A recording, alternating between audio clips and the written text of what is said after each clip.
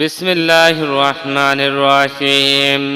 হযরত জুবাইর ইবনুল আওয়াম রাদিয়াল্লাহু তাআলা আনহুর ইসলাম গ্রহণ।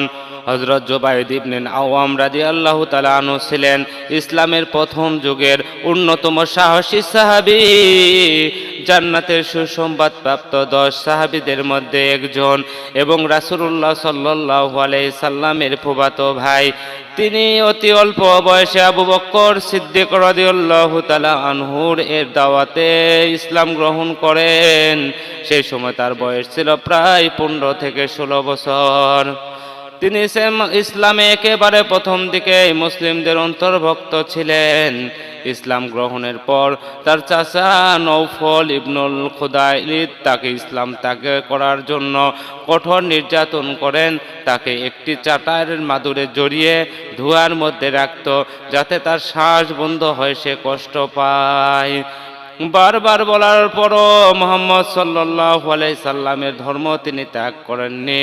কিন্তু জুবাইর রাদিয়াল্লাহু তাআলা আনহু দৃঢ়তার সঙ্গে বলতেন, আল্লাহর কসম, আমি কখনো ইসলাম ত্যাগ করব না।